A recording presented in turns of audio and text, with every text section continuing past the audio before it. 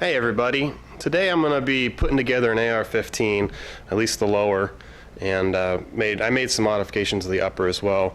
So if you guys, this isn't a how-to video on how to put these together, there are plenty of those out there, and for example, here's probably my favorite. This is how to build an AR15 low receiver, presented by Larry Potterfield of Midway USA. It's an excellent video. You can see it's about 19 minutes. There's also a video on how to do an upper if you want to learn how to do that. And I basically do everything he says. So what I'm building today is this is a DPMS upper and a Spikes tactical lower. I've got my tape already on it, so once I get the lower built, I'll show you what it looks like and explain how the parts work and everything. And here is my upper. It's a standard DPMS upper.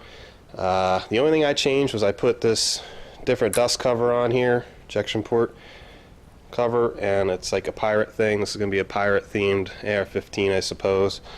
So it's just a little detail, and I'm going to put a new foregrip on it, and our hand guard, I guess. And other than that, it's pretty standard. The muzzle brake, this is one for an M2000 suppressor, so that's why that's on there. And other than that, it's pretty standard. M-bus flip up rear sight, and on this side it's a fairly cheap UTG red dot green dot scope, so, or optic. Here's the receiver. I will show you that a little bit later. What I bought for this build was I got a Brownells mil-spec buffer tube assembly, lower receiver parts kit. This did not include the trigger because I bought one of these HyperTouch EDTs. I usually put Timneys in all my AR-15s, but I'm going to give this a shot. It has good reviews, 4.5 pounds. It's more affordable than a Timney. I think it's $80. So Timneys are 200 plus. Some of the other drop-ins are about the same. Got some rail sections for the M-LOK. Don't know exactly what I'm going to do with those, but I'll be using those. This is for a bipod mount. I like using my bipod. I'm doing a flat dark green earth, or flat, what is it called? Got a Magpul MOE Plus, flat dark earth. These magazines are hex mags. They're very affordable, about $10 a pop. 30 round magazines, flat dark earth. I got the CTR and should be mil spec, so it'll match the buffer tube. And again, flat dark earth. And an M-LOK handguard, which is supposedly just a drop-on piece for the upper. Be putting that on there. So I'm going to get this built, and I'm going to show you guys how it turns out.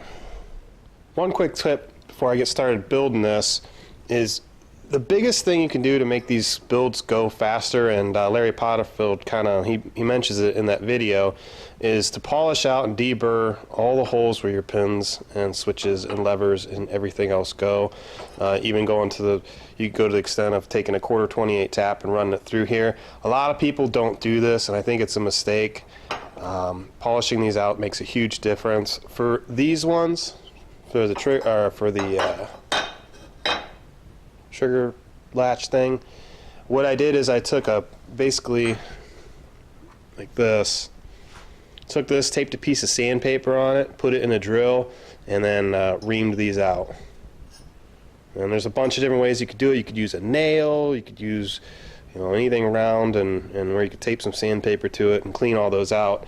And you wouldn't believe the difference that makes when you're trying to drive in some of these roll pins, especially this one here. Now this one's microscopically tiny, so what I do with those is I take my drill and a pipe cleaner, and then I take some polish of some sort, rub it on there, and then you can just stick it through the hole and drill away.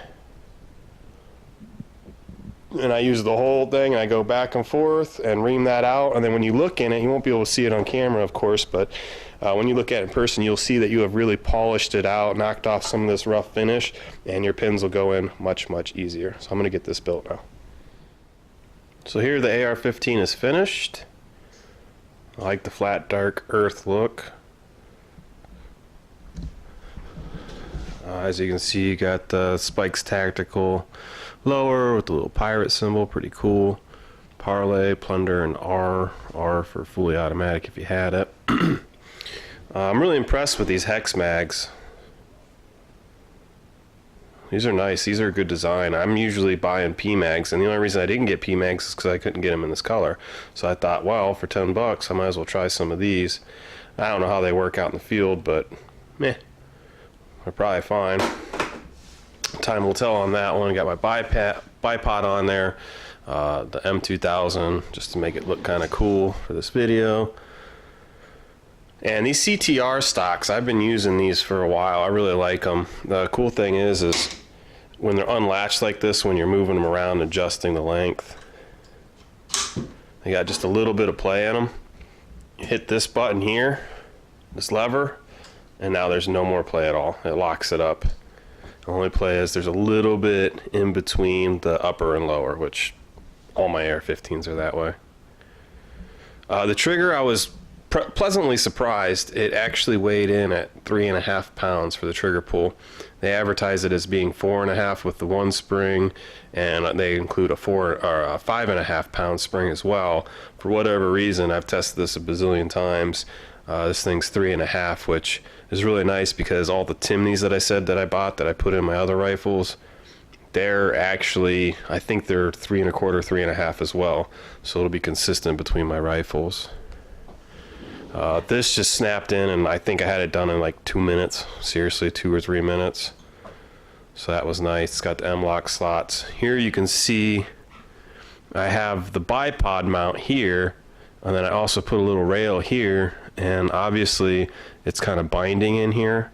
So, you know, keep an eye out for stuff like that. I'm actually going to take this off. Probably completely. My idea was to put a vertical foregrip here, but for this rifle I don't even think I need it or want it. I gotta have my bipod though. I love bipods. So yeah, that about sums it up. The only thing I didn't mention earlier is I always run extended magazine or extended charging handle latches. These things are so handy, especially if you have a scope or something back here in the way. This thing sticks out quite a bit. And you can just grab it with one hand. Done with it. And I think they're 5 or 10 bucks. There's a bunch of them out there. I get kind of cheaper ones. So yeah, that basically finishes this build. I'll show you the other side of it.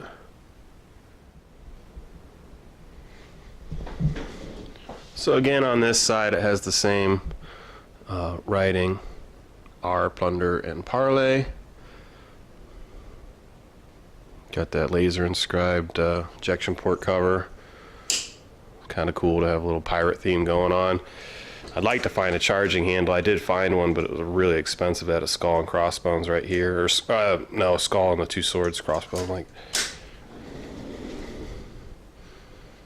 I put a rail here for a flashlight.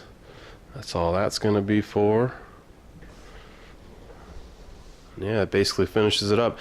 I think total time I had, and the upper was kind of already done, so, but with the lower and putting the ejection port cover on and the handguard, the total amount of time I have in this project is probably, it's under 2 hours. And total build cost is under $1,000. It's right under $1,000. So yeah, I hope you enjoyed the video, and as always, take it easy.